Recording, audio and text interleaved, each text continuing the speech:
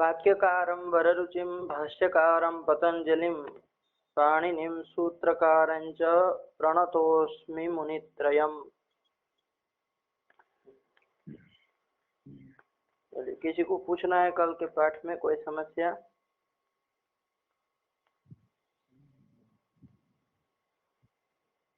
नहीं। अच्छा ठीक, चलिए समझ में आ गया ना? जी जी। हाँ, तो जो जो पाठ में विचार हम लोग करते हैं तो उसके लिखते जाइए, ठीक है ना, संक्षेप में। जी। ताकि कभी भी फिर एक बार नजर पड़े तो याद आ जाए पूरी बातें कि हाँ इसमें ये चर्चा हुई थी, इसमें ये बात हुई थी। ठीक, जी। चलिए महाराज जी, आवाज आ रही है ना? जी आ रही है। अच्छा ठीक है, चलिए फिर चालू करते हैं। एक शंका बनी हुई है। हाँ बोलिए ना फिर। अल और हल में 2 बार हकार आया। हाँ हाँ जी बोलिए। अल प्रत्याहार में और हल प्रत्याहार में हाँ हकार 2 बार आया है, हाँ तो दीर्घ दोष नहीं मिलेगा? है दीर्घ की दोष क्या क्या? सही से आवाज नहीं आ रही है ना महाराज जी आप लोगों की। अल प्रत्याहार और हल में 2 बार हकार आया है, मैं समझ गया। और आगे क्या प्रश्न पूछे ना? इसमें दोष नहीं लगेगा? दीर्घ दोष 2 बार आया है। दोष क्यों आएगा? दोष क्यों आएगा? कोई काम अटक रहा है क्या? है नहीं अटक रहा है। तो फिर क्या समस्या है फिर? 2 बार आया है तो मतलब कोई समस्या है क्या? नहीं, समस्या तो कुछ नहीं है। तो फिर शंका हो सकती कोई काम तो नहीं रुक रहा ना आपका? सब हो रहा है ना? तो फिर व्यवस्था तो बन रही है। तो हाँ 2 आ रहा है तो प्रश्न क्या है फिर? प्रश्न पूछना पड़ेगा ना। केवल 2 बार आ रहा है तो ये तो मैं भी समझ रहा हूँ कि 2 बार आ रहा है। ये तो वो हुआ, मतलब आपने कुछ निष्कर्ष निकाला तो वही बात है। प्रश्न करिए तो फिर मैं तो उत्तर दूं। कहीं दिक्कत तो नहीं हो रही है? दिक्कत तो कहीं हो नहीं रही है, लेकिन 2 बार आया। हाँ 2 बार तो आया है, मना कैसे कर सकता हूँ? मैं भी मना नहीं कर सकता हूँ ना महाराज जी। जब आया है तो कर सकता हूँ क्या मना? आया 2 बार आया है, ठीक है ना। चलिए अभी समझ में आ जाएगा उसका भी प्रयोजन। कुछ ऐसे देखिए, वो प्रथम अकारोपदेश के प्रयोजन के लिए 4 ही प्रत्याहार बताए हैं। वल रल जल शल, नहीं ये नहीं, अट अस हस और ईण। और बाकी चारों के लिए मतलब द्वितीय अकारोपदेश के लिए और 4, उसमें भी 4 बताए। कौन? वल रल जल और टल, ठीक है ना, ऐसा बताया। और किसी प्रत्याहारों में क्या आता ही नहीं है क्या? आप लोगों ने अन्वेषण कुछ किया कि और कौन से ऐसे प्रत्याहार है जिसमें प्रथम वाला आता है तो दूसरा वाला आता है? ये तो आपने 2 निकाले कि अल और हल में दोनों हकार आते हैं, ठीक है ना। इसके अतिरिक्त कोई अन्य प्रत्याहार आपने देखे कि जिसमें प्रथम अकार आता हो या तो द्वितीय अकार आता हो? ये 4 जो गिना है उसके अतिरिक्त कोई? जी उसके अतिरिक्त एक प्रथम अकार आप लोगों ने, सुनिए, आप लोगों ने वो प्रत्याहारों का वो बनाया होगा ना सब लोगों ने? हाँ बनाया है। तो उसमें देखिए बताइए प्रथम अकार और कौन कौन प्रत्याहार में आता है? ये अट अस हस और ईण के अतिरिक्त और कौन कौन प्रत्याहार में आ सकता है?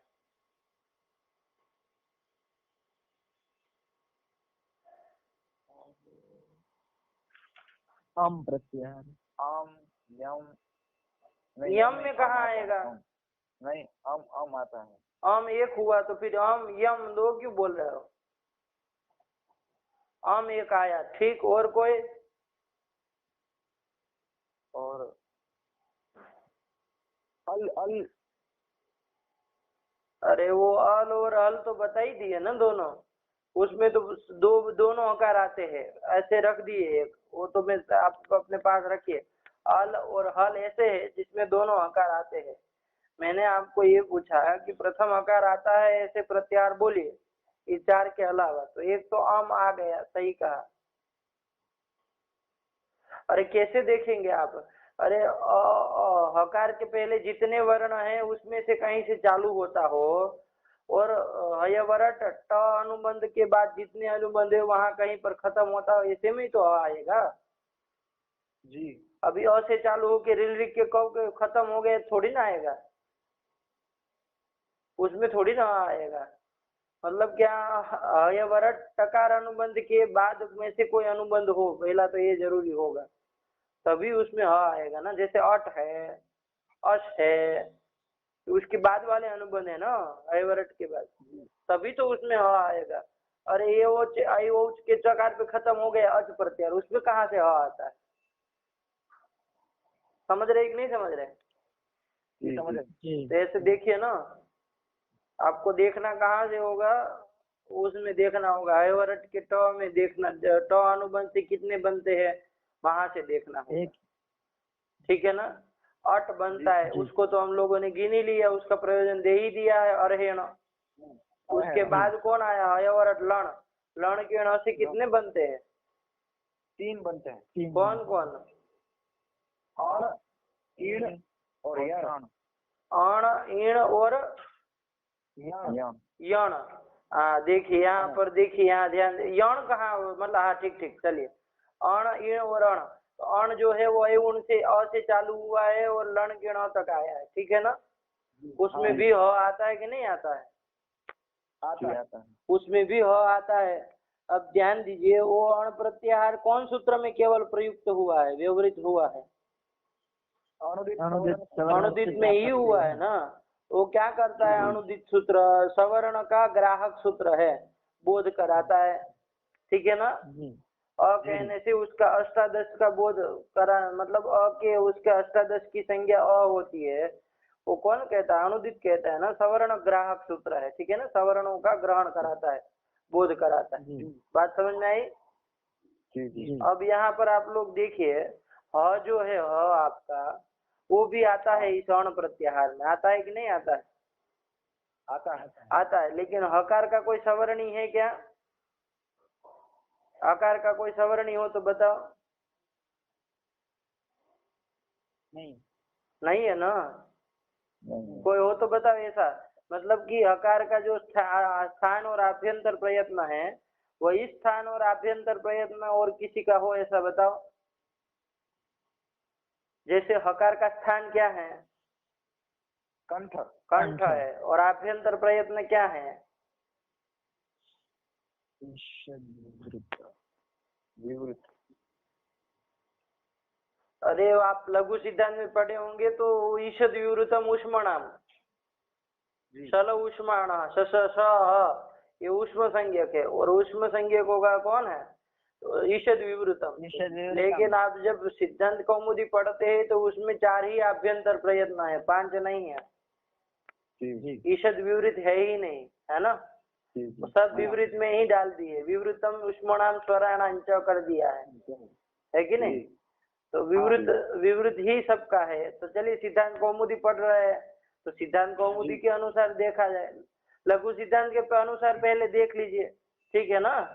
वो कोई मतलब अलग नहीं होता है, मतलब दोनों का मत कोई अलग, उसी के जिसकी सवर्ण संज्ञा इसमें होती उतने की ही होती है, कोई अंतर नहीं पड़ता है। आप जब वो पढ़ेंगे ना नाच जलो वगैरह वगैरह तब समझ में आ जाएगा, कोई कठिन बात नहीं है, वही एक ही बात है, थोड़ा केवल कहने का ढंग दूसरा दूसरा है। तो देखिए लघु सिद्धांत के अनुसार देखिए, ह का स्थान तो दोनों में समान ही है, कंठ ही है, उसमें तो कोई अंतर नहीं। आभ्यंतर प्रयत्न लघु सिद्धांत कौमुदी के अनुसार बोलिए कौन है?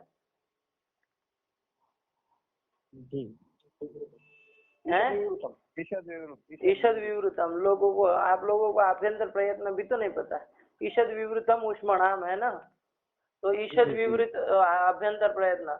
अब ऐसा कोई दूसरा वर्ण आप लोग हमको बताइए कि जिसका स्थान भी स्थान कंठ हो और ईषद विवृत उसका कौन हो, आभ्यंतर प्रयत्न होता हो, हकार के अतिरिक्त तो कोई बताइए।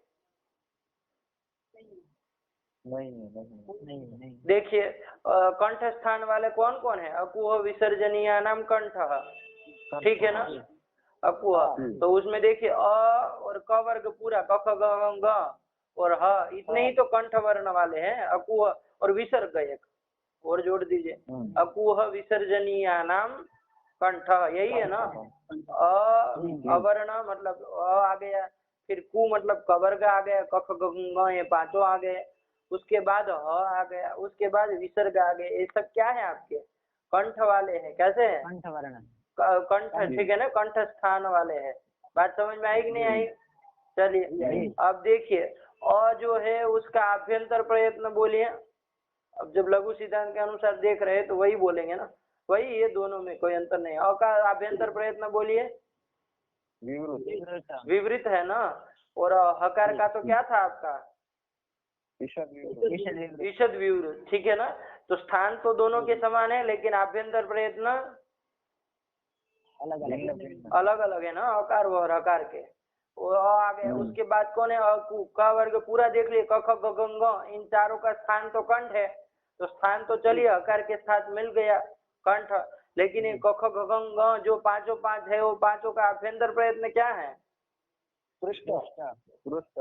पृष्ठ है ना, पृष्ठम प्रयत्नम स्पर्शाना, और कादयो मावसानाः स्पर्शाः, ककार से लेके मकार तक महाराज जी 25 वर्ण जो है वो सब क्या है, स्पर्श संज्ञक है। और उनका आभ्यंतर प्रयत्न क्या है, तो स्पृष्टम प्रयत्नम स्पर्शानम, ठीक है ना। तो स्पृष्ट प्रयत्न है, तो आभ्यंतर प्रयत्न समान हुआ हकार का साथ, नहीं हुआ। हकार का तो ईषद विवृत था, ठीक है ना, तो ये भी समान नहीं हुआ। उसके बाद कौन बच गए, ह तो स्वयं ह है ही। उसके बाद कौन आया, विसर्ग।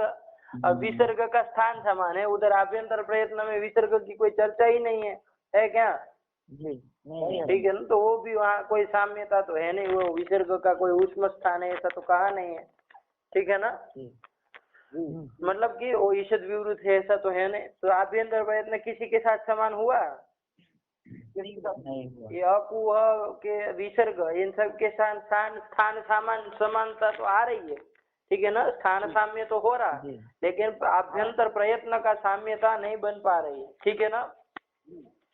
अब चलिए उधर भी देखिए आभ्यंतर प्रयत्न वाले कौन है, मतलब इसका हकार का आभ्यंतर प्रयत्न कौन है, ईषद विवृत है ना।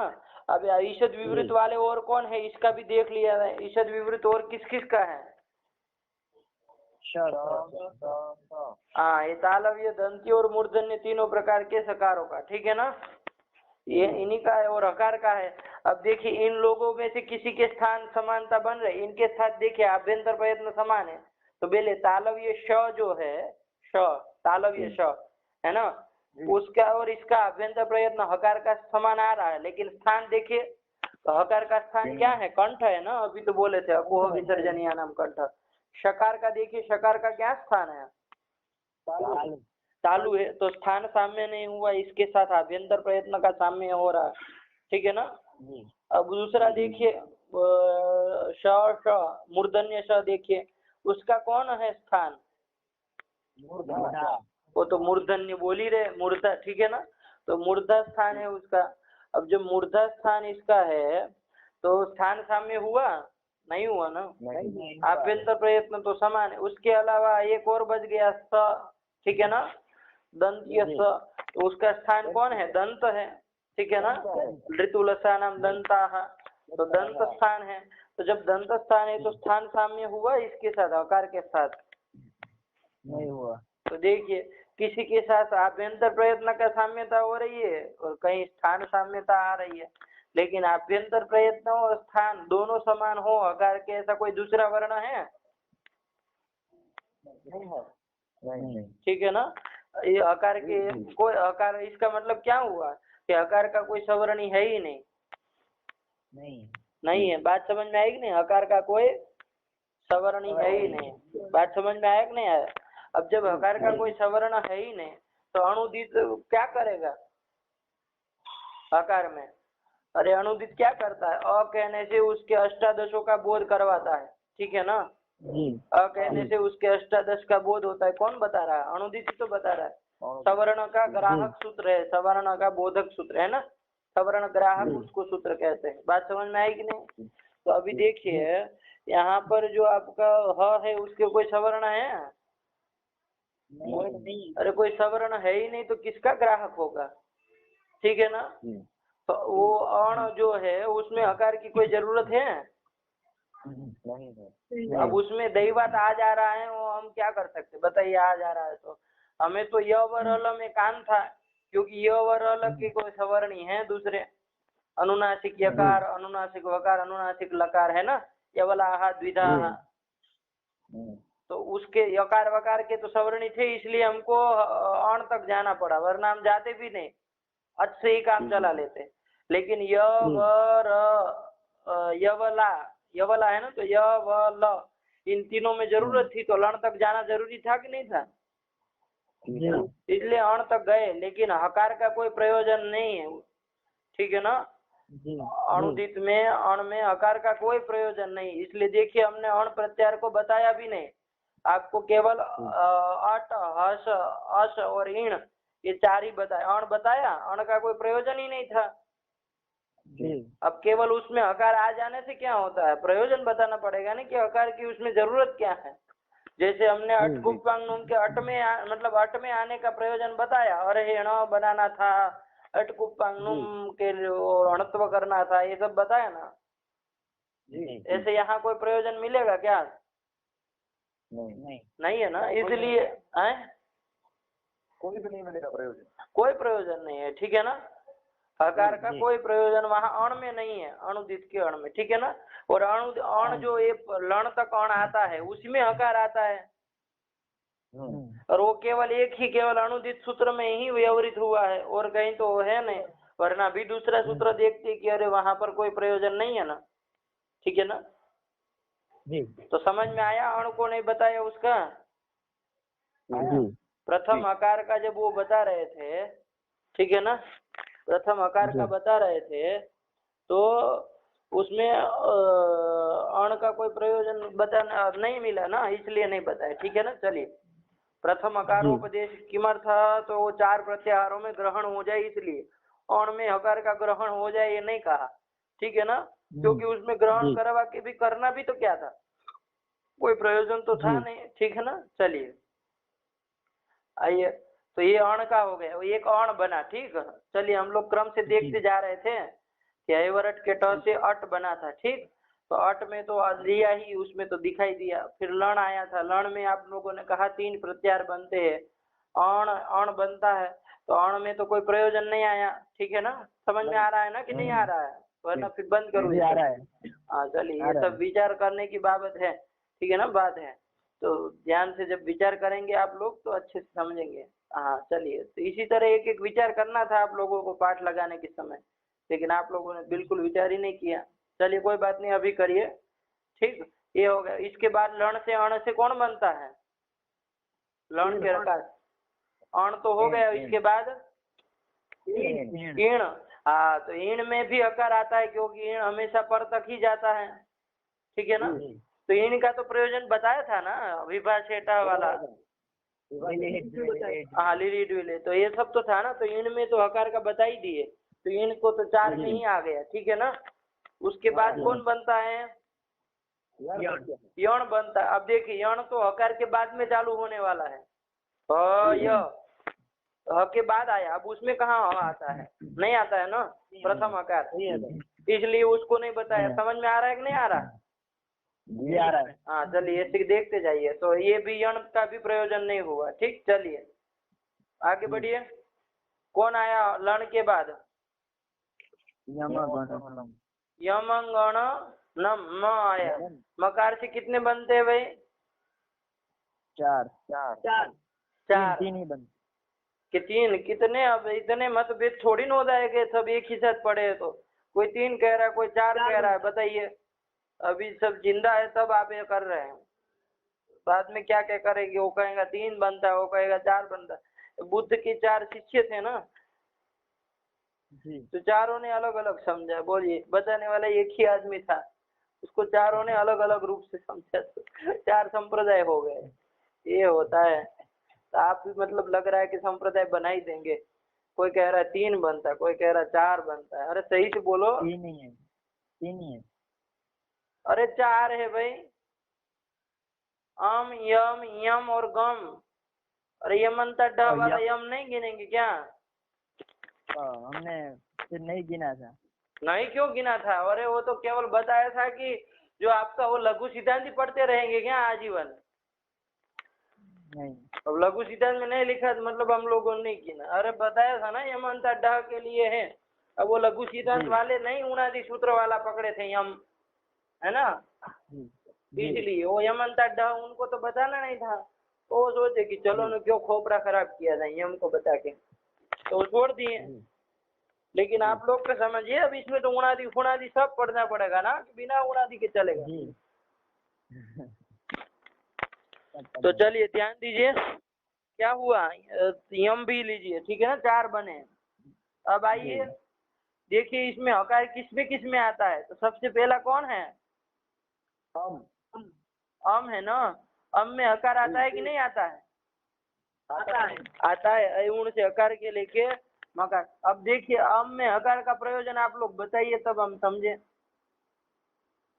है कोई प्रयोजन? अरे अम प्रत्यार पहले कहाँ प्रयोग हुआ वो देखना पड़ेगा ना, कहाँ व्यवहार हुआ है अम का।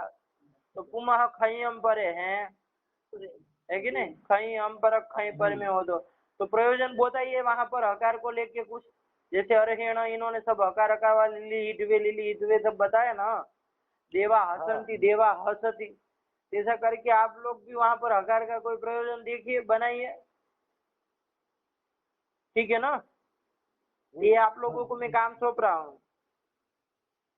क्या करना है आप लोगों को? अम में हकार आता है, चलिए बहुत अच्छा, ठीक है ना। अब अम प्रत्याहार कहाँ कहाँ आया पहले वो सूत्र देख लीजिए। मैंने एक आपको बताया पुमः खई अम पर है, ठीक है ना। और भी देखिए आप लोग जितने अम आता हो जिसमें, ठीक है ना। जैसे अमी पूर्व है कि नहीं है? वो तो प्रत्याहार का नहीं है। वो तो अम का ही है, सीधा वही है। क्या ज्ञानम ज्ञाने ज्ञान अम अच्छा। करता है वो जो सुवो जस अम वाला अम है, वो तो है नहीं। वो दूसरे देखिए, दूसरे कहाँ अम आता है?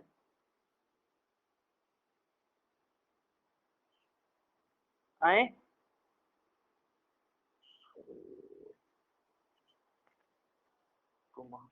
देखिएगा, ठीक है ना आप लोग। तो अम वाला पहले जैसे पुमा खयम पर देखा। अब उसका स्थल देखिए। अब पुमा खयम पर पहले क्या करता वो देखिए।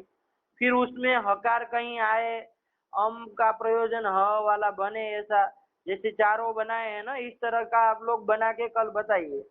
ठीक, यदि आप लोगों ने ढूंढ लिया, है ना, यदि आप लोगों ने ढूंढ लिया तो फिर क्रांति कर देंगे।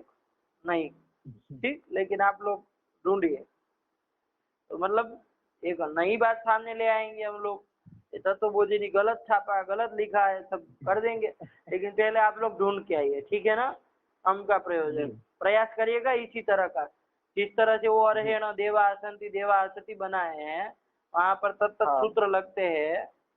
उसी तरह अम वाला पुमा खयम परे लगे, वहां पर ह का अम में प्रयोजन आए, इस तरह का बना के कल लाइए सब लोग। ठीक, चलिए ये आपके ऊपर छोड़ रहा हूँ। इसके बाद क्या है? यम है। ये यम जो है आपका वो तो ये तो हय वरट य के ह के बाद चालू हुआ है, उसमें तो ह आएगा नहीं आएगा। यम भी ऐसे ही है, यमंगणनम की यहाँ से चालू हुआ है। गम भी ऐसे ही है, इसमें तो कहीं ह आता ही नहीं है। एक अम निकला, आप लोग लिखते जाइएगा। एक अम निकला है, ठीक है ना, जिसको आपको देखना है। अम प्रत्याहार लिख लीजिएगा, अम का देखना है आपको। इसके बाद चलिए कौन है? गम। अरे गम हो गया ना। गम में कहाँ आता है? यमंगणनम के ग से चालू होता है, म पे खत्म हो जाता है। गण न 3 ही तो आते हैं, और कोई तो आता ही नहीं उसमें गम में। चलिए जफई में देखिए, हमको देखना है प्रथम आकार किस किस प्रत्याहार में आता है। आप लोग तो भूल जाते क्या देखने निकले थे। चलिए जफई, जफई के यहाँ से कौन बनता है? एक ही बनता है। यही बनता है ना। अब यही तो कहाँ से चालू होता है? अयवरट य के चालू होता है ना, तो उसमें कहाँ ह आता है? जी नहीं आता है ना। नहीं आता। और आगे देखिए खटाधस में देखिए कितनी संज्ञा करता है, मतलब इसे सकार से कितने प्रत्याहार बनते हैं? 2 बनते हैं। जस और भस, ये दोनों जबई, एक जबई से चालू हुआ, एक जबई के भ से हुआ, तो अयवरट अ के बाद में ही चालू हुए हैं ना। इसमें अ आएगा? दोनों में से किसी में नहीं आएगा, तो ये भी गया। आगे देखिए जब अगड़ 10 में देखिए, जब अगड़ 10 से कौन कितने बनते हैं, पहले ये बोलिए। 6 बनते हैं। कितने? 6 बनते हैं, ठीक है ना। तो उसमें क्रम से देखिए सबसे पहला कौन है? अश है, ठीक है ना। कौन है? अश है। अश में तो हम लोगों ने गिना ही दिया ना, उसमें तो हकार आता है और उसका प्रयोजन भी बताया। हो भगो को पूर्व से योशी और देवा हसंती, ये सब बताया ना, तो उसमें तो जरूरत है ही। ठीक, चलिए वो गिना दिए। उसके बाद बोलिए कौन आएगा? हर्ष आएगा ना। हर्ष में भी हकार आता है, अब उसको भी तो गिना दिया। हर्षिच देवो हसती बना दिया, तो उसका भी हो गया। उसमें भी हकार चाहिए, तो वो तो बता ही दिया है। चलिए उसके आगे बोलिए। वश तो था, वश, हाँ वश। वश में हो आता है? नहीं आता। ये वह से चालू हुआ ना, उसके बाद चालू हुआ है। चलिए उसके बाद कौन आया? जस आया ना। अभी सब लोगों को कंफ्यूजन है बहुत ज्यादा। ये जब गढ़ 10 ज के ही चालू हुआ है, तो उसमें भी ह नहीं आएगा। उसके बाद जस, ये जस भी नहीं आएगा, इसमें भी नहीं आएगा, जब से चालू हुआ। चलिए चलिए बोलते रहिए, अब ये सब बातें। बस में कहाँ आता है? बगड़ द नहीं आएगा, कितने ही तो आते। चलिए आगे। में कब प्रत्यय एक बनता है? एक ही बनता है ना, 6। ये भी उसी सूत्र से चालू होता है और वह से खत्म हो जाए, इसमें भी हो नहीं आएगा। चलिए कपय, कपय के ये से 5 बनते हैं। देखिए कौन कौन है। यही सबसे पहला, तो यह वर्ड बाद में ही सब चालू हुए। देखिए ना, मई जय खई जय सब बाद में चालू होने वाले हैं। हकार किसी में आता ही नहीं है। आता है? नहीं आता है। ठीक, चलिए उसके बाद रेफ, उस ये भी सब बाद में चालू होने वाले हैं। यर जर खर चर शर, ठीक है ना। चलिए ये भी गया। हल जो है, हल से कितने बनते हैं? अल हल वल रल जल शल, इतने बनते हैं। तो ये वल रल जल शल में तो प्रथम आता नहीं है, उसमें तो केवल दूसरा ही आता है। तो उसके प्रयोजन तो आप लोगों ने जाने। अब 2 प्रत्याहार ऐसे आए जिसमें पहला भी आ रहा है और दूसरा भी आ रहा है। कौन 2?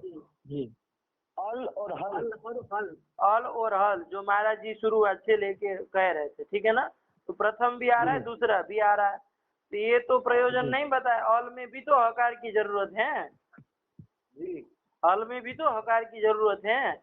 उसमें तो आवश्यकता है ही, हल में और हल में, ठीक है ना। लेकिन देखिए, वो ऐसे प्रत्याहार के प्रथम उपदेश करे तो भी काम चल जाएगा, और द्वितीय का उपदेश करे तो भी काम चल जाएगा, है कि नहीं?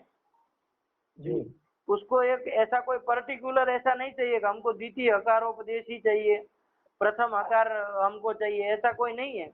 उसको तो जो हकार होगा, चाहे पहला हो चाहे दूसरा हो, चलेगा, ठीक है ना। तो ऐसा होने के कारण वो फिर बताया नहीं उन्होंने, दोनों में से किसी में ये अल और हल का प्रयोजन नहीं बताया, ठीक है ना। क्योंकि क्या बात थी, प्रथम हकारोपदेश क्यों किया गया जब दूसरा है? तो दूसरा है तो प्रथम की जरूरत नहीं है, यही बात थी ना। तो दूसरा है तो मतलब हल में तो काम चल गया ना, हल में भी काम चल गया। वो प्रथम हकार का उपदेश के प्रयोजन में ये दोनों को तो कैसे बता सकते हैं, क्योंकि उसको तो दूसरे में चालू काम चल गया, ठीक है ना। और जब दूसरे का प्रयोजन विचार कर रहे थे कि भाई द्वितीय बार हकारोपदेश क्यों किया गया, पुनर्हकारोपदेश क्यों किया गया, प्रथम एक तो था ही, फिर से क्यों किया गया, तो इसमें भी प्रयोजन में अल और हल का नहीं बता सकते, क्योंकि उसमें भी पहले से काम चल गया कि नहीं चल गया। चल गई। तो अल और हल का प्रयोजन उसमें हकार का आवश्यकता है ही। ये मत समझिए कि अल और हल में हकार की आवश्यकता नहीं है, ठीक है ना, उसमें जरूरत है ही, लेकिन उसमें से कोई अन्यतर हकार से काम चल जाएगा, ठीक है ना, दोनों में से किसी हकार से काम चल जाएगा। ऐसा नहीं है कि उसको प्रथम ही चाहिए और उसको द्वितीय ही चाहिए, ठीक है ना।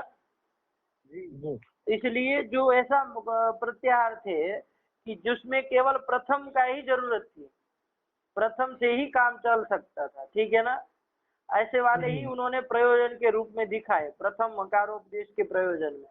और द्वितीय हकारोपदेश के प्रयोजन में उन्होंने ऐसे ही बताए कि जिसमें केवल द्वितीय से ही काम चल सकता था, प्रथम से नहीं चल सकता, ठीक है ना। जी तो ये सब बातें ध्यान में रखें।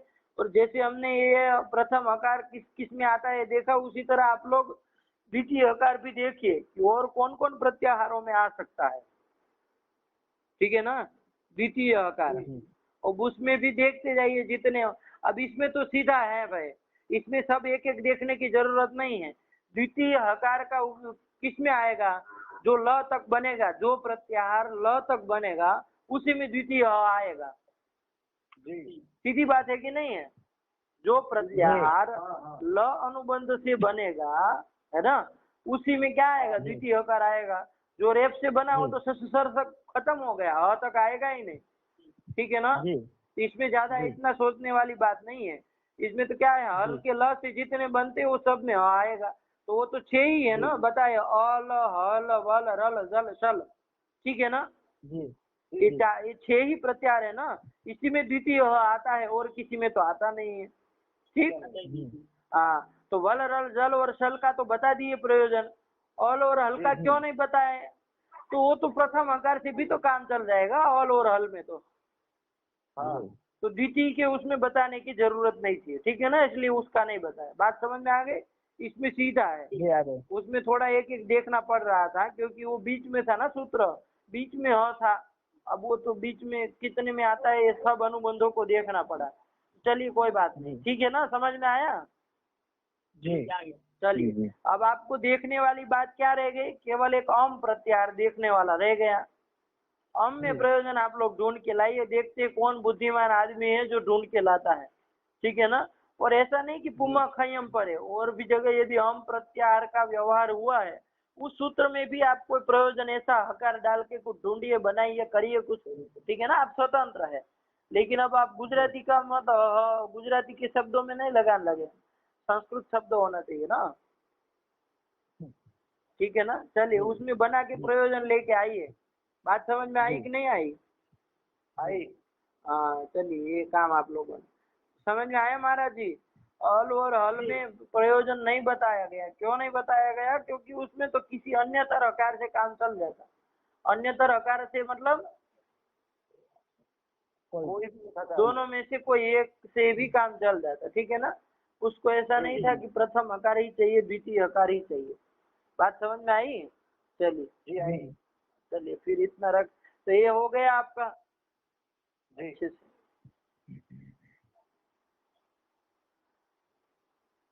अब आगे चला जाए। तो ये आम वाला आप लोगों को ढूंढना है। और कुछ पूछना है किसी को? विरल भाई, हाँ बोलो बोलो। आपने जैसे बताया कि अण प्रत्याहार में हकार का कोई सवर्ण नहीं है। हाँ, वैसे वो र बच गया था तो उसका भी कोई सवर्ण नहीं होगा। रकार का भी, रेप का भी नहीं है, रेप का भी कोई सवर्ण ही नहीं है, ठीक है ना। क्योंकि उसका भी तो स्थान जो है वो कौन हो रहा है, ऋतु रसाना मुर्दा स्थान है। तो मुर्दा स्थान वाले तो कहीं है, ट वर्ग पूरा है, मूर्धन्य श है, ये सब है स्थान सामने तो सब क्या है। लेकिन रेफ का फिर आभ्यंतर प्रयत्न क्या है, वो नहीं ईशत पृष्ठम अंतस्थानम, और अंतस्थ कौन है, यवर अल, ठीक है ना, यरल अंतस्थ, ऐसा करके है ना पंक्ति, ये सब अंतस्थ वर्ण है, यवर अल चारों, ठीक है ना, यवर अल। अंतस्थ का स्थान कौन है? तो ईशत पृष्ठम अंतस्थानम, ईशत पृष्ठ स्थान है।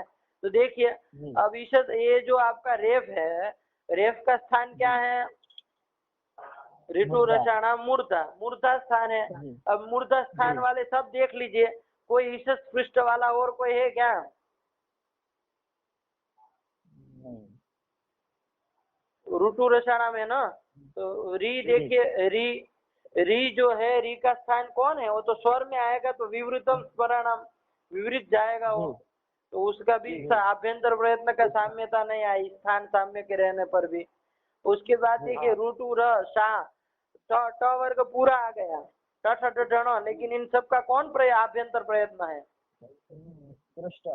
पृष्ठ है, तो इस पृष्ठ वाला जी कोई नहीं है, सब उड़ गए। ठीक, जी उसके बाद कौन आया? श आया, श। मूर्धन्य श, श, ठीक है ना। ये जो श है, ये इसका कौन है आभ्यंतर प्रयत्न? ईशद विपरीत। ईशद विवृत है ना, तो ईशद विवृत है, तो कहाँ इसका कोई सवर्ण हुआ? जी रेफ का भी सवर्णी कोई नहीं है ना। बात समझ में आई कि नहीं आई?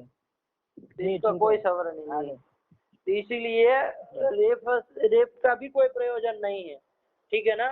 जी और हकार का भी कोई प्रयोजन नहीं है। तो फिर कहेंगे कि तो फिर क्यों गए वहां तक, लण तक क्यों गए? फिर अणुदित जी क्यों बना दिए? अचुदित बना दिए होते, है ना।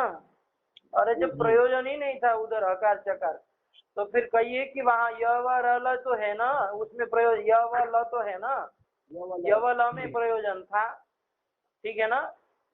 हाँ। यवला द्विधा अनुनासिक भेदेन तेन अनुनासिकास्ते द्वयोः संज्ञा, आता है ना। मतलब अनुनासिक जो यकार होगा, चाहे वकार होगा चाहे लकार होगा, ये क्या करेंगे? द्वयोः संज्ञा, मतलब अनुनासिक और निरनुनासिक दोनों की संज्ञा है। मतलब अणुदित का प्रयोजन था य व ल में, ठीक है ना। जी अब ल को लेना था उसको अण में, तो लण के अकार तक जाना पड़ेगा ना। जी जाना पड़ेगा। अचुदित से काम थोड़ी चलेगा, अणुदित कहना पड़ेगा ना। जी चलिए, तो ये बात ध्यान में रखेंगे। लेकिन हकार और रेफ का वो आ गए हैं, अब क्या किया जाए बताइए। अरे कोई 10 छात्रों को बुलाना है, ठीक है ना। जैसे हमने कहा कि भाई प्रथम 10 छात्र है शास्त्री तृतीय में, उनको बुलाइए, ठीक है ना। अब उसमें हमको वो 10वां वाला काम का था, ठीक है ना।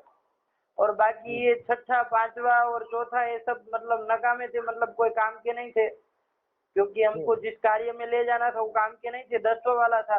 लेकिन अब सीधे तो नहीं कह सकते कि 10वें वाले चलो, वरना लगेगा कि भाई ये तो मतलब पंक्ति भेद कर दिया, है ना, कि इसके पहले वाले को छोड़ के आप सीधे मतलब वो किया, क्या कहते हैं, पक्षपात कर दिया, क्या क्या क्या कहते हैं, ठीक है ना।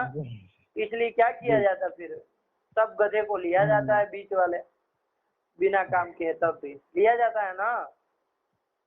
चलो पहले 10 चलो, क्योंकि वो 10वीं तक लेना, क्योंकि 10वां जानकार था। जैसे मान लीजिए कोई यज्ञ करवाने जाना था, ठीक है ना, यज्ञ करवाने ले जाना था। अब उसमें यज्ञ जो आता था वो 10वें नंबर का आदमी था, ठीक है ना। और बाकी बीच में ये 5, 6, 7 वाले जो थे 3-4 लोग, उसको नहीं आता था। पहले 3-4 लोगों को आता था, तो 10वें वाले को लेना जरूरी था। अब सीधे कहते कि 10वें वाले तुम चलो, तो कहते अरे हम लोगों का क्रमांक आया है 6वां 7वां, अब हमारे साथ अन्याय कर रहे हैं, हमको नहीं ले जा रहे हैं। ये सब होता कि नहीं होता? जी होता है। तो वो गले पतित था, उसको ले जाना, इसलिए 10 को ले गए। अब बीच वालों का कोई प्रयोजन नहीं था, उनको बिठा ही दिए यजमान की तरह साइड में। तो ऐसा वाला हिसाब है, ठीक है ना। ल का जरूरी था, ल को लेना था। अब ल को लेना हो तो अण तक जाना पड़ेगा ना, इसलिए अणुदित तक गए। बात समझ में आई कि नहीं आई? चलिए अब बहुत किस्सा कहानी हो गया। हाँ तो ये है, ठीक। और बोलिए, किसी को कुछ ना समझ में आया हो तो। ये जो फल और फल है, कौन बोल रहा है? थोड़ा आवाज सही से नहीं आ रही है। हाँ जी, बोलो बोलो, थोड़ा मतलब वो पास में रखो ना, कुछ मोबाइल आवाज आए। फल, हाँ हाँ फल और हल जो है, हाँ और इसमें हर और हर बना देते तो क्या होता है? हाँ, देखिए अब इनका प्रश्न आप लोग पहले समझिए क्या कह रहे हैं। ये प्रश्न किया महाराज जी, मैं आपको यही कह रहा था कि प्रश्न पूछिए, केवल वो मत बताइए, शिक्षक का कथन मत करिए कि अल और हल में दो हकार आते हैं, वो तो सब जानते है कि नहीं। जी जी अब यहाँ पर देखिए आप ये प्रश्न कर सकते हैं कि अल और हल जो प्रत्याहार है वो क्या है आपके, उसमें मतलब दोनों हकार आते हैं। अब दो हकार की तो कोई जरूरत नहीं थी एक प्रत्याहार में, एक हकार से भी काम चल जाता, ठीक है ना। तो दूसरे वाले को क्यों लिया गया, केवल पहले वाले को ले लिया होता और सर तक ही प्रत्याहार बना दिए होते। अरे सर के रेफ तक ही बना दिए होते। हल के ल पर्यंत क्यों गए अल प्रत्याहार को बनाने के लिए, क्योंकि ल तक गए, उसका मतलब क्या, मतलब उसमें ह ही आया ना, और कोई वर्ण तो आया नहीं, और वो ह तो अयवरट के ह से आ ही गया था, है कि नहीं। तो फिर आप सर के रेप में रुक गए होते और ये और ही बना दिया होता अल की जगह, और हल की जगह हर ही बना दिया होता, है ना। प्रश्न समझे कि नहीं समझे आप लोग? जी जी हाँ समझ के रखिए। अरे अल और हल ऐसे दो प्रत्याहार है जिसमें दोनों हकार आते हैं, ठीक है ना। तो दोनों हकार आते हैं तो आने दीजिए। अब कोई प्रश्न क्या करेगा कि भाई यदि आपको हकार ही लेना था, हकार तो अयवरट से आ ही जा रहा था, ठीक है ना। तो अयुण के आपको क्या करना था, अल प्रत्याहार में सब वर्णों का ग्रहण हो जाए, ऐसा काम करना था ना। ऐसा एक प्रत्याहार बनाना था कि जिसमें सब वर्ण आ जाए। तो अल कहने से सब वर्ण आ जाते हैं ना, अ ई उ से चालू करके ल तक जाए गया तो सब वर्ण आ गए। तो वो सब वर्ण जो है वो तो और कह दिए तब भी आ जाते, सर के रेप पे रुक जाते तब भी तो वो सब वर्ण आ जाते हैं। तो आप कहेंगे कि नहीं हल का आकार छूट जाता, लेकिन पंडित जी अयवरट का ह तो आ ही रहा है ना, अयुण से चालू कर रहे हैं तो जब आ ही जा रहा है तो सर पे रुक गए होते, हल तक जाने की क्या जरूरत थी, हल के लकार तक जाने की क्या जरूरत थी। और ये तो अब क्या बना देते, अल प्रत्याहार और हल प्रत्याहार की जगह क्या बना देना उचित था, और हर और हर। और यस नहीं समझ में आया? जी आ रहा है। तो कौन क्या बना देते, अल की जगह हर और हल की जगह क्या बना देते हैं, हर। हर बना देते, ठीक है ना। तो हलंत्यम न बना के हरंत्यम बनाते। अरे हलंत्यम अब सूत्र यदि हल प्रत्याहार न बना के हर बनाएंगे सर के रेप तक, तो हलंत्यम की जगह अब क्या सूत्र बनेगा, हरंत्यम बनेगा। तो चलिए अब वो सब समस्याएं समझ में आएगी, लेकिन पहले थोड़ा हलंत्यम विवेक हो जाए ना, तब इसका उत्तर समझ में आएगा, ठीक है ना। थोड़ा बहुत हलंत्यम जान लेना, उसके बाद वरना नहीं समझ पाएंगे, ठीक है ना, कि हरंत्यम का जगह हलंत्यम से क्या हुआ। चलिए ये सब बातें हैं तो उसको देखेंगे, लेकिन आप लोग थोड़ा ध्यान दीजिए, ठीक। अब हलंत्यम ये प्रश्न आप लोग ध्यान में रखिए, अपने पास फिट करके रख दीजिए, इसका उत्तर आपको मिल जाएगा। ये हलंत्यम में आपको पढ़ा दूं ना एक बार, थोड़ा ये अन्योन्याश्रय का विचार करना वगैरह वगैरह, उसके बाद समझ में आ जाएगा, ठीक है ना। तो चलिए ये प्रश्न आप लोग रखिएगा, याद रखिएगा, ठीक है ना, कि भाई ये अल और हल जो है उसमें रेफांत प्रत्याहार क्यों नहीं बना दिए, हल के ल तक जाने की क्या जरूरत है, ठीक है ना। यही प्रश्न है, बात समझ में आई? जी चलिए तो फिर अब चालू करते हैं यहाँ से। अब देखिए, तो और किसी को कोई प्रश्न, ये प्रश्न को उत्तर दूंगा, ठीक, अन्योन्याश्रय बताने के बाद। और कोई प्रश्न किसी को पूछना हो तो बोलिए फिर। नहीं नहीं हो गया सबका? जी चलिए तो महाराज जी ये प्रश्न इस तरह से आपको पूछना था, ठीक है ना। ये जो पूछा ना आदमी, है ना, उस तरह से पूछना था। महाराज जी तो केवल बता रहे थे कि दो आते दो आता, प्रश्न करना था। चलिए कोई बात नहीं, अब बताएंगे उसको। अब आइए सबका हो गया तो फिर आगे चला जाए। जी चलिए तो ये अब आइए, देखिए आपने मंगलाचरण आप लोगों ने पढ़ लिया अच्छी तरह से, ठीक। और चतुर्दश सूत्र भी आपके हो गए कि नहीं हो गए? उसमें भी जी। थोड़ा बहुत विचार हम लोगों ने कर ही लिया है, जो जो मुख्य जी। मुख्य था वो। ठीक, बाकी आप लोग टीका देख के सब स्वयं समझ सकते हैं, ऐसी ही बातें हैं जो वो थी, वो बातें हम लोगों ने विचार कर ली। ठीक है ना। चलिए, तो अपने से बाल मनोरमा तत्वबोधिनी देखने की भी आदत डालिए। ठीक है ना। जी। उसमें प्रयास करिए कि पूरा पूरा लग जाए। यदि ऐसा है कि कुछ नहीं समझ में आ रहा है तो पूछ भी सकते हैं, ऐसी बात नहीं है। जी। लेकिन आप लोग स्वयं परस्पर विचार करिए कि यहाँ पर कैसे होगा, क्या होगा। ठीक है ना। तो थोड़ा टीका देखने की आदत डाला करिए, जिससे क्या हो, आपको अच्छा अभ्यास हो जाए। वरना फिर केवल मूल मूल ही आप लोग, मैं तो टीका की सब बातें बता रहा हूँ, अब आप लोग केवल मूल देखेंगे तो फिर नहीं बन पाएगा ना। चलिए, जी। उसको टीका के साथ मिला लीजिए कि हाँ ये बात थी। ठीक, चलिए। और अच्छी उसमें अच्छी कोई ऐसी पंक्ति आती है तो उसको रट लीजिए, वगैरह वगैरह, ऐसा काम करिए, ताकि कभी भी आपको जी। कहीं पर बोले तो सब बातें बोलेंगे तो लगता है कि वैयाकरण बोल रहा है, वरना लगता है कि जी। मतलब ऐसे ही कोई कथा कर रहा है। चलिए, तो आया। अब आइए, आपका हलन्त्यम सूत्र है। देखिए, आपने क्या कहा है कि येषाम अन्त्या इतः कहा है ना। क्या जी। कहा है? येषाम अन्त्या इतः, ये कहा है। येषाम मतलब यश चतुर्दश सूत्राणाम। चतुर्दश सूत्राणाम अन्त्याः इतः, अंतिमाः इतः। अंतिम जो है वो सभी संज्ञक होते हैं। तो चतुर्दश सूत्र के अंतिम अंतिम बोल दो यश। ण क ग च त ण म ञ श श व य र ल। हाँ, ये सब हो गए। ठीक है ना। ये 14 ही है, अंतिम 14 सूत्र है तो उसके अंतिम वाले 14 ही होगी ना। चलिए, ये सब कीच संज्ञा होती है। कीच संज्ञा किससे होगी? हलन्त्यम। अलंत्यम सूत्र से होती है ना। किससे होगी? जी। अलंत्यम सूत्र से होगी। ठीक है ना। अब देखिए, जी। अलंत्यम सूत्र है, पहले इसको समझिए अच्छी तरह से। ठीक है ना। अलंत्यम को अच्छी तरह से समझेंगे। अभी उसमें कहीं पर कुछ नजर मत करिए, जो बातें बता रहा हूँ उसमें ध्यान दीजिए, तभी समझ पाएंगे, वरना फिर वही रह जाएंगे कि पंक्ति देखने में। चलिए, तो हलंत्यम आपका सूत्र है। क्या है? हलंत्यम। सबसे पहले कोई भी सूत्र आए तो आप लोगों को दो तीन बातें देखनी है। क्या?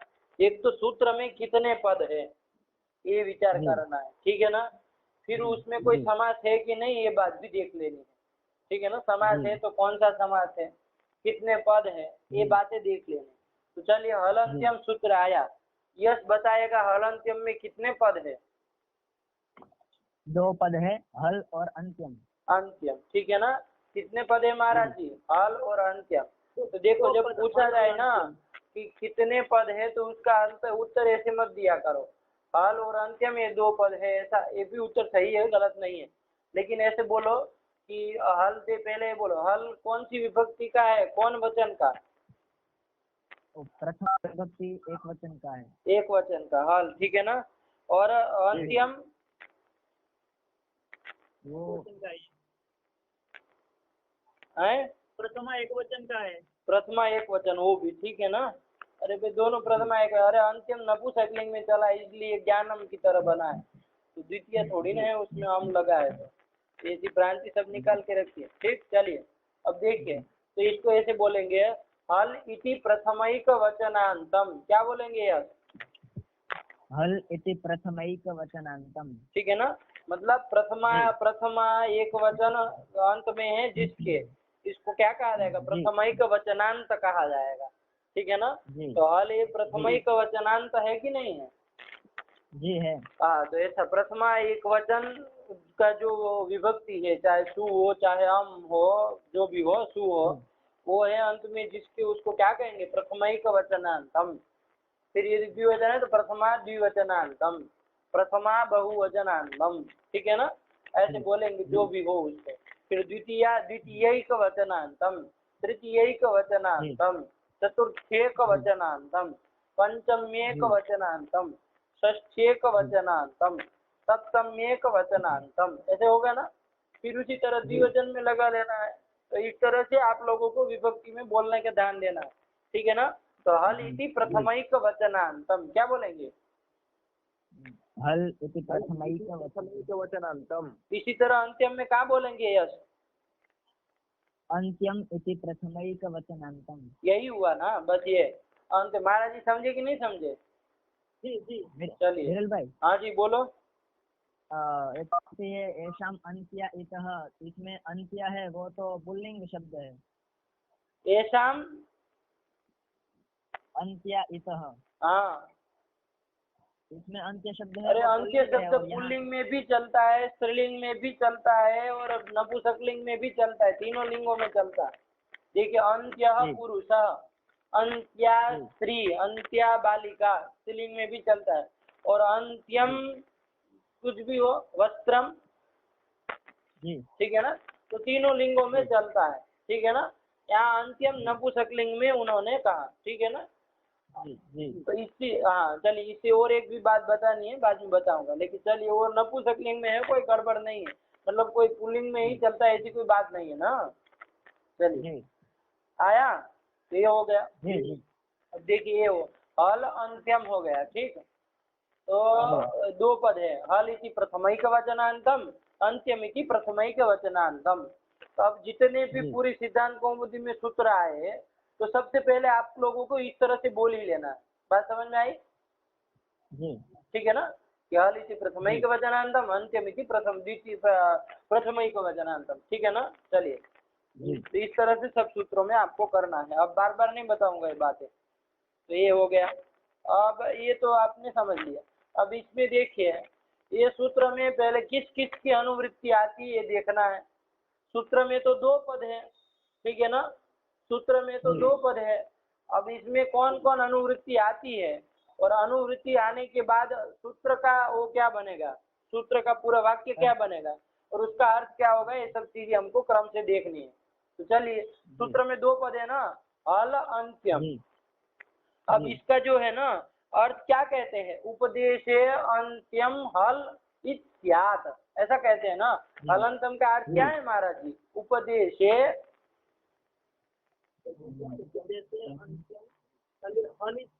हल इत्याद, अलग अलग बोला करिए, उपदेशे अंत्यम हल इत्याद, ठीक है ना।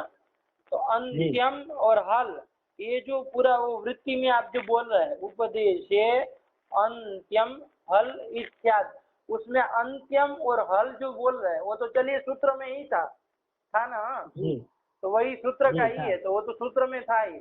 लेकिन ये सब कहाँ से जुड़ गए भाई? उपदेशे, इत, ये सब कहाँ से जुड़ गए? त्यात, ये सब कहाँ से जुड़ गए? ठीक है ना। कौन कौन अलग अतिरिक्त कौन दिख रहा है उसमें? आप पूरी वृत्ति देखिए, उपदेशे अंत्यम हल इत्याद, इसमें कुल कितने पद हैं? 5 पद है। ठीक है ना, उसमें तो 5 बोल रहे हैं ना। तो चलिए, दो तो सूत्र में थे ही, अंत्यम और हल, ठीक है ना। लेकिन उसके अतिरिक्त 3 कौन है? ईत और स्यात, ठीक है ना। ये तो देखिए, ये कहाँ से आए? इसकी अनुवृत्ति की गई है, क्या किया गया है? अनुवृत्ति की गई है, अनुवर्तन इसका किया गया है, ठीक है ना। तो अनुवृत्ति के मतलब पूर्व सूत्र से उसका वो किया गया, पूर्व सूत्र से वो पद लाए गए, ठीक है ना। कहा भी गया है ना, सूत्रेषु अदृष्टम पदम सूत्रांतराद अनुवर्तनीयम सर्वत्र, ठीक है ना।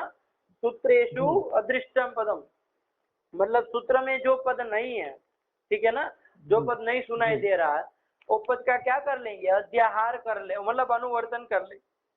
सूत्रांतरात मतलब अन्यस्मात् सूत्रात, ठीक है ना, अन्यस्मात् सूत्र, दूसरे सूत्र से उसका क्या कर लेंगे? अनुवर्तन कर लेंगे। तो यहाँ पर भी उपदेशे और ईत जो है उसका अनुवर्तन कर लिए है, ठीक है ना। कहाँ से लाए हैं? तो आप लोग अष्टाध्यायी में देखेंगे, तो हलंत्यम के पूर्व का सूत्र है उपदेशे जनुना सिकहित। कौन सूत्र है? हाँ, इस कल से अष्टाध्यायी भी सब लोग साथ में रखिएगा, ठीक है ना। किसी को भी सूत्र बोलने के लिए कहूंगा तो अष्टाध्यायी में देख के बोलना होगा। तो कल से मूल अष्टाध्यायी याद पास में रखेंगे सब लोग, ठीक। चलिए, तो ये हो गया उपदेशे अंत्यम हल इत्यात, ये है ना। तो उसमें उपदेशे जनुनासिक इत से ले आए उपदेशे, ठीक है ना, जी ये इसकी अनुवृत्ति कर ले। फिर इत है ना, उसमें इत भी सुनाई दे रहा, वो इत को भी ले आए, ठीक है ना। जी क्या ले आए? इत को भी ले आए। आ गया तो क्या बन गया उपदेशे, अब अन्वय करिए पूरे का, उपदेशे अंत्यम हल इत, इतना हुआ ना। अब ये जो क्रिया है ना, वो क्रिया का अध्याहार कर लेंगे। स्यात जो है ना, स्यात जो है ना, वो अस धातु के विधिर्लिंग लकार का है स्यात, ठीक है ना। तो इसका क्या कर लेंगे हम? अध्याहार कर लेंगे। बात समझ में आई कि नहीं आई? जी तो होना चाहिए, ऐसा होता है ना, होता है, होना चाहिए, ठीक है ना। मतलब इस संज्ञा होनी चाहिए, होती है, ऐसा। और आप लोग जब वो काशिका देखेंगे ना, काशिका वृत्ति है ना, वामन जयादित्य ने जो लिखी है काशिका, आप नाम सुने होंगे, प्राचीन व्याकरण का ग्रंथ है। तो वो जो काशिका है ना, उसमें भवती भवती सब जगह लिखा है। क्या लिखा है? भवती। वो स्यात् का प्रयोग नहीं करते हैं, भवती भवतः भवंती ये प्रयोग करते हैं, ठीक है ना। तो यहाँ पर जैसे उन्होंने शायद ऐसा लिखा हो कि भाई उपदेशे अंत्यम हल इत भवती, ऐसा कर दिए, ठीक है ना। इत होता है। अब इन्होंने स्यात् क्रिया मतलब स्यात् का वो किया है, तो मतलब होना चाहिए, होता है, विधि होता है ना। शास्त्र क्या होता है? विद्यात्मक होता है, विद्यात्मक होता है ना, तो इसलिए तो कोई बात नहीं, उसमें ज्यादा कुछ अंतर में अर्थ में अंतर नहीं है, एक ही बात है, वो कहने का अलग अलग तरीका है, ठीक है ना। बात वही है, इस संज्ञा ही होती है और कुछ नहीं होता है, ठीक। चलिए, तो ये स्यात् जो है वो क्रिया क्या क्या कर लेंगे हम? अध्याहार कर लेंगे, ठीक है ना। तो क्या बन गया पूरा अर्थ बोलिए? उपदेशे अंत्यम हल इत्यात्, ये अर्थ बना दिया, ठीक है ना। उपदेशे अंत्यम हल इत्यात्, ये कर दिया। अब उपदेशे अंत्यम हल इत्यात् ये जो अर्थ बनाया, ठीक है ना, यही वृत्ति हुई ना, उपदेशे अंत्यम हल इत्यात्। इसका अर्थ क्या है? उपदेश में अंतिम, अंत्य मतलब क्या होता है? अंते भवम अंत्यम, अंत्यम का क्या होता है? अंते भवम मतलब अंत में होने वाला, उसको क्या कहेंगे? अंत्यम। इसके पहले भी आया था, बताया था ना, ध्यान देंगे, सब आना चाहिए, ठीक है ना। तो उपदेशे अंत्यम हल इत्यादि मतलब उपदेश में अंतिम हल जो होता है, ठीक है ना, अंत्य हल मतलब अंतिम हल, उसका क्या होता है? इत होता है, मतलब इत संज्ञक होता है, ठीक है ना। क्या होता है? इत संज्ञक होता है। बात समझ में आई ना। तो ये क्या है आपका, आपको समझ में आ रहा है? हल अंतिम सूत्र कैसा सूत्र है?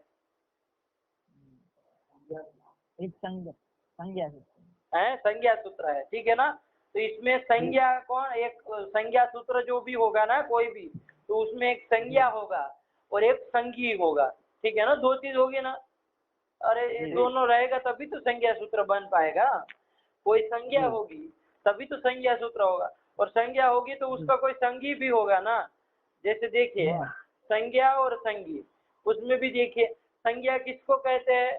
तो जो नाम होता है अनुपूर्वी, जो मतलब जो होता है ना, जैसे करण ऐसा कहा, चाहे य श हमने कहा, ये जो य अ श जो ये शब्द है ना, यश, ये क्या है? उसकी संज्ञा है, इसको संज्ञा कहेंगे, ठीक है ना। और संज्ञी कौन है? मतलब जिसकी संज्ञा होती है वो संज्ञी होता है, ठीक है ना। तो संज्ञी एक यश संज्ञा किसकी है? ये जो आप ये जो छोटा सा पतला सा दुबला सा एक लड़का है, उसी की संज्ञा है ना, ठीक है ना। तो वही यश जो है उसी को क्या कहें? वही क्या है? संज्ञी है, ठीक है ना। और यश जो ये शब्द है वो क्या है? आपका संज्ञा है। बात समझ में आई कि नहीं आई? तो संज्ञी और संज्ञा अलग अलग आप लोग समझ के रखेंगे, ठीक है ना। अब यहाँ पर भी इसी तरह देखिए, उपदेशे अंत्यम हल इत्यादि, ठीक है ना। तो इत संज्ञा स्यात्, तो इत जो है वो क्या है? आपको सीधे समझ में आ रही कि इत क्या है? संज्ञा है कि संज्ञी है? संज्ञा है, संज्ञा है, ठीक है ना। इत क्या है? संज्ञा है। इसका भी कोई संज्ञी होगा कि नहीं होगा? ठीक है ना, होगा। इसका भी तो कोई संज्ञी होगा। तो कौन है इसका संज्ञी? मतलब इत कहने से कौन इत, किसको इत कहते हैं? कौन है संगी? बोलो यस तुम। अंतिम हल है वो। अंतिम हल, ठीक है ना, अंत्य हल।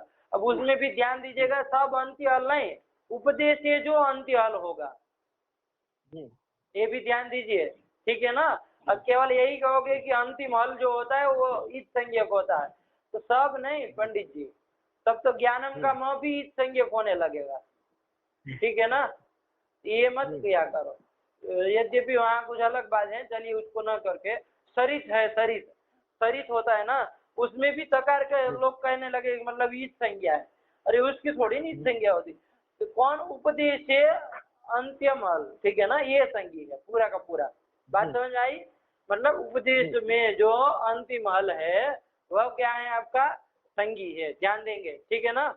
जी जी और इत संज्ञा है, ये दोनों तो पता चल गया। तो संज्ञा सूत्र में ये दो बातें आप लोगों को देखनी है कि संज्ञा कौन है और संगी कौन है, तभी तो बनेगा बात, ठीक। चलिए, संज्ञा सूत्र किसको कहते हैं भार्गव?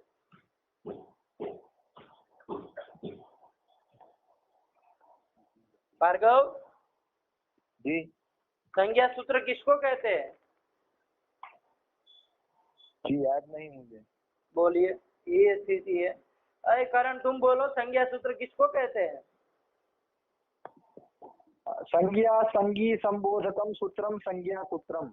अरे राम राम राम, थोड़ा अर्थ भी तो समझो अपने से, फिर बोला करो, कैसे ही बोल देते हो।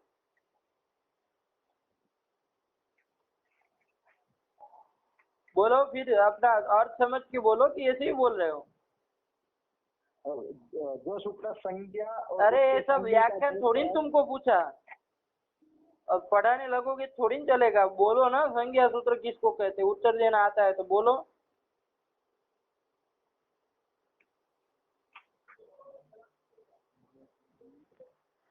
विवेक बोलो, संज्ञा सूत्र किसको कहते हैं?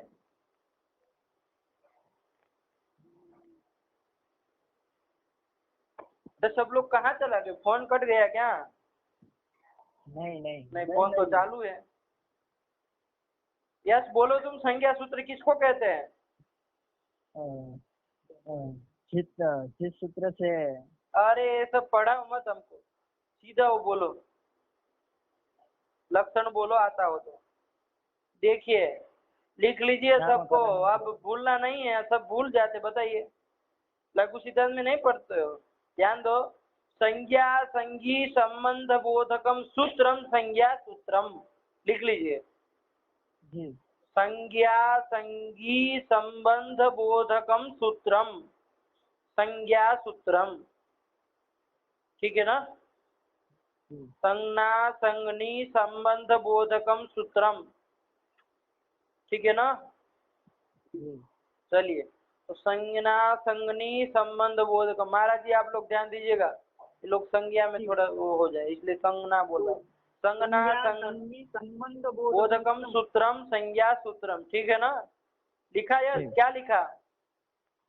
संज्ञा संगी संबंध बोधकम सूत्रम संज्ञा सूत्रम। बहुत अच्छे, हो गया। देखिए, संज्ञा और संगी का संबंध बोधक जो सूत्र होता है वो क्या होता है? संज्ञा सूत्र होता है पंडित जी, ध्यान दीजिए बात, ठीक है ना। इसमें देखिए, ईत संज्ञा है और उपदेश अंत्य हल जो है वो संगी है, ये पता चल रहा है कि नहीं चल रहा है? चल रहा है, ठीक है ना। तो यही सूत्र को क्या कहेंगे? आपका संज्ञा सूत्र कहेंगे, ध्यान पे रखेंगे, ठीक है ना, बात समझेंगे। चलिए, तो संज्ञा संगी संबंध बोधकम सूत्रम संज्ञा सूत्रम, करण नहीं पता है क्या ये सब बातें? भूल जाते हो सब। संबोधकम बोलिए, वो कह रहा था संज्ञा संगी संबोधकम सूत्रम बोल रहा है। अब संबोधन किसका करने जाए भाई हम यहाँ पर? हैं, संबोधन किसका करना है बताओ?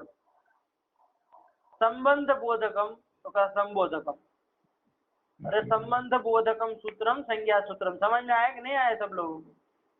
क्या यही बोले थे करण की मुझे सुनने में कुछ गलती हुई? नहीं, वही बोले, संबोधक ही बोले थे, संबंध। संबोधक क्या होता है बताओ, तुम अर्थ बताओ, संबोधक का क्या अर्थ करते हो? तो फिर ऐसी गड़बड़ मत किया कर, ये सब याद रखो भाई। अब संज्ञा किन नाम संज्ञा सूत्रम, कोई पूछेगा तो क्या उत्तर देंगे? संज्ञा संज्ञी संबंध बोधकम सूत्रम संज्ञा सूत्रम, संज्ञा सूत्रम। ठीक है ना। तो संज्ञा संज्ञी संबंध बोधकत्वम, बोधकत्व सति सूत्रत्वम संज्ञा सूत्र से लक्षणम, करेंगे ना ऐसा कुछ। चलिए वो सब बातें आपको थोड़ा तर्क संग्रह पढ़ेंगे तो आएगी, ठीक है ना। चलिए जी तो आइए फिर इधर, तो संज्ञा सूत्र हो गया। यस कुछ तर्क संग्रह वर संग्रह पढ़े हो कि नहीं पढ़े हो? ऐसे ही मतलब सब शून्यत्वम यशस्य यशस्य लक्षणम, थोड़ा बहुत क्या पढ़े हो? थोड़ा बहुत चलो बाद में बात करेंगे, अभी छोड़ो। तो ये हो गया। तो संज्ञा संज्ञी संबंध बोधकम सूत्रम संज्ञा सूत्रम हुआ कि नहीं भार्गव? जी जी। भूल जाते हो, याद नहीं। ये कौन तरीका है पढ़ने का? चलो फिर, तो ये हो गया आपका, ठीक, संज्ञा सूत्र। अब ये अलंत्यम जो है वो संज्ञा सूत्रम है कि नहीं है? जी है। चलिए तो ये हो गया आपका संज्ञा संज्ञी संबंध बोधकम सूत्रम संज्ञा सूत्रम। तो ये हो गया। अब आइए, ये संज्ञा सूत्र और दो पद है। अब आप लोगों ने क्या क्या देखा? दो पद हैं इसमें, हल और अंत्यम। ध्यान देंगे, अब 2 मिनट में पूरी बात बता दूंगा। हल और अंत्यम दो पद हैं, कैसे बोलेंगे यश? हल इति प्रथमैकवचनान्तम एवंच एवंच फेवंच नहीं आता है कभी भी, मत बोला करो ये सब। एवंच बोलने से ही लगता है कि मतलब कहीं संस्कृत भारती से निकल के आए। सीधे बोलो ना, हल इति प्रथमैकवचनान्तम अंत्यमिति प्रथमैकवचनान्तम इति हलन्त्यमिति द्विपदम सूत्रम। क्या बोलेंगे? जी हलन्त्यमिति द्विपदम, द्विपदम सूत्रम, ठीक है ना। मतलब दो पद है जिसमें ऐसे सूत्र है, द्विपदम सूत्रम, ठीक है ना। द्विपदे यस्मिन, ऐसा होगा ना द्विपदम का समास, द्विपदे यस्मिन सूत्रे तत्सूत्रम कीदृशम सूत्रम द्विपदम सूत्रम, ऐसा होगा ना विवेक? हाँ, तो द्विपदम सूत्रम, ठीक है ना। द्विपदे यस्मिन इति द्विपदम, तो द्विपदम सूत्रम हो गया। चलिए ये बात ध्यान देनी है, कितने पद हैं और कौन कौन विभक्ति वाले हैं। उसमें अंत्यम है, तो अंत्यम कौन है? अंत्य भवम अंत्यम, ठीक है ना। तद्धित प्रत्यय किया गया है, ठीक है ना। सूत्र उत्तर आप लोग धीरे धीरे देखेंगे तो समझ में आ जाएगा। चलिए, तो हल अंत्यम बन गया आपका। अब यहाँ पर इसमें सूत्रेषु अदृष्टम पदम सूत्रांतराद अनुवर्तनीयम, मतलब सूत्रेषु अदृष्टम पदम अन्यस्मात् सूत्रात् अनुवर्तनीयम। तो दूसरे सूत्र से ले आएंगे, तो उपदेश जन्मनासिक इत से उपदेश इत दोनों ले आएंगे और स्यात् का अध्यार कर लेंगे। और पूरे का अर्थ क्या बनाया महाराज जी? उपदेश अंत्यम हल इत्या। अब ये बात ध्यान देंगे, उपदेश अंत्यम हल इत स्यात्, ये आपका बन गया, ठीक है ना। और तो बन गया। अब देखिए एक बात अब समझिए, चलिए सामान्य अर्थ तो आप लोग समझे कुछ कुछ। उपदेश में अंतिम हल की क्या होती है? इत संज्ञा होती है, ठीक है ना। ये आया। अब देखिए, अब यहाँ पर एक ध्यान दीजिए, जैसे मैंने आपको कहूँ रामः ग्रामं गच्छति, ये कहा, क्या कहा? रामः ग्रामं गच्छति, ये वाक्य आपको कहा जी। वाक्यार्थ बोध आपको क्या हुआ? बोलो यस। वाक्य का अर्थ बोध होगा ना, क्या बोध होगा? जी, राम है वो गांव में जा रहा है, ठीक है ना। तो ये पता। अब मान लो मैंने तुमको कहा कि वृंदारकाः ग्रामं गच्छन्ति, क्या कहा? वृंदारकाः ग्रामं गच्छन्ति, इसका बोलो क्या वाक्यार्थ बोध होगा? बोलो तुम। वृंदारक लोग जो है वो गांव में जा रहे हैं। वृंदारक मतलब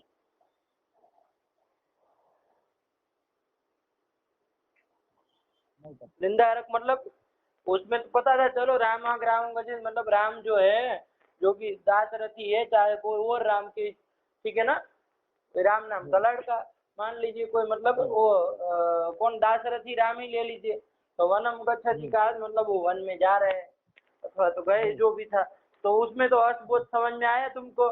यहाँ पर बोलो वृंदारकाः ग्रामं गच्छन्ति का क्या तात्पर्य है? नहीं पता है। क्यों नहीं समझ में आया? ग्रामम गच्छन्ति तो पता था ना, ग्रामम का अर्थ तो पता है ना, गांव को गया, गच्छन्ति मतलब जा रहा है, जा रहे हैं, ऐसा हुआ ना। तो फिर वृंदारकाः का वाक्यार्थ बोध क्यों नहीं समझ में आया? वृंदारकाः उसका अर्थ नहीं पता। इसका अर्थ नहीं पता, ठीक है ना।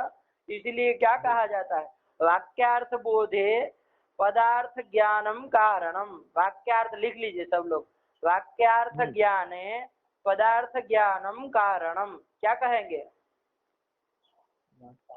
वाक्यार्थ ज्ञाने पदार्थ ज्ञानम कारणम, ठीक है ना। वाक्यार्थ ज्ञाने पदार्थ ज्ञानम कारणम, लिख लिया? जी क्या लिखा भार्गव? वाक्यार्थ ज्ञाने पदार्थ ज्ञानम कारणम। हाँ चलिए महाराज जी आप भी ध्यान दीजिए, ठीक है ना। अब यहाँ थोड़ा व्याकरण के उसमें प्रवेश करना है। तो देखिए, वाक्यार्थ ज्ञाने पदार्थ ज्ञानम कारणम, ये अनुभव सिद्ध बात है, ठीक है ना। सीधे सीधे है, कोई जब वो नहीं है कोई ना समझ पाए। क्योंकि अभी लड़का बोला कि मुझे वृंदारक का अर्थ नहीं पता था, इसलिए वृंदारकाः ग्रामम गच्छन्ति, ये वाक्य का अर्थ ज्ञान नहीं हुआ। यही बात हुई ना, जी ठीक है ना। देखिए, वाक्य के अर्थ का ज्ञान करना हो तो इसके पहले क्या जरूरी है? पद के अर्थ का ज्ञान होना जरूरी है, ठीक है ना। जैसे पद के किसी भी पद के अर्थ का ज्ञान नहीं है, ठीक है ना, मतलब पदार्थ ज्ञान नहीं है, तो वाक्यार्थ ज्ञान हो सकता है? नहीं। जैसे वृंदारकाः ये पद था, ठीक है ना। अब इसका अर्थ क्या होता है इसको नहीं पता है, मतलब पद का अर्थ का ज्ञान नहीं है ना, पद के अर्थ का ज्ञान नहीं है ना, मतलब पदार्थ का ज्ञान नहीं है ना, नहीं है। इसलिए वाक्यार्थ का ज्ञान भी नहीं हो सकता है। इसलिए पूरा जो वाक्य है वृंदारकाः ग्रामम गच्छन्ति, ये पूरे वाक्य का भी अर्थ ज्ञान नहीं हो सकता है। बात समझ में आई कि नहीं आई? जी आ गई। मान लीजिए कोई लड़का है ना, अभी नया नया आया है, कुछ पता नहीं, उसको राम कौन है ये पता है, ग्राम किसको कहते हैं ये भी पता है, ठीक है ना, राम ग्रामम ये सब पता है, लेकिन गच्छति किसको कहते हैं ये नहीं पता है ना।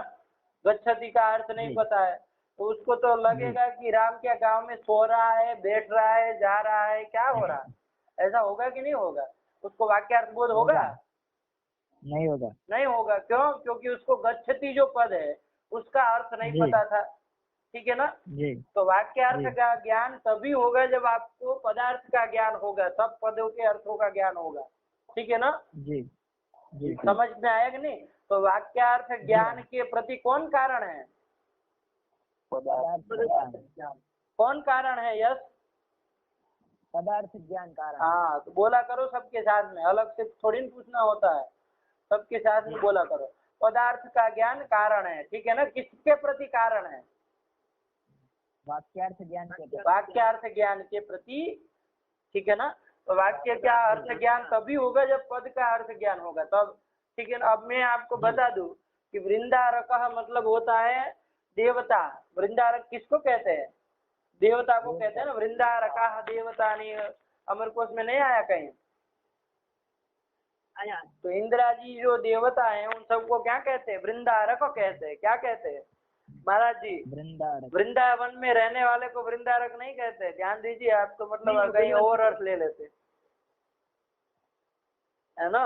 अभी महाराज जी को अर्थ पूछा होता तो वो कहते कि वृंदावन में रहने वाले ऐसा नहीं, ठीक है ना महाराज जी। वृंदारक मतलब कौन होता है? देवता। इंद्रादि जो देवता हैं उनका पर्याय है। हमारे को थोड़ा बहुत कभी भी उसकी भी आवृत्ति किया करें, ठीक। तो ये जो है ना वो क्या है आपका वृंदारक मतलब देवता। अब बोलो वृंदारकाः ग्रामम गच्छन्ति का क्या अर्थ होगा? यश, देवता है वो गांव में जा रहे हैं। हाँ देखो, अब अर्थ वाक्यार्थ का ज्ञान हो गया कि नहीं हो गया? वाक्य के अर्थ का ज्ञान हो गया ना जी। हाँ, कब? जब पद का अर्थ का ज्ञान हो गया तब। इसलिए क्या निकला कि वाक्यार्थ ज्ञान के प्रति पदार्थ ज्ञान क्या होता है?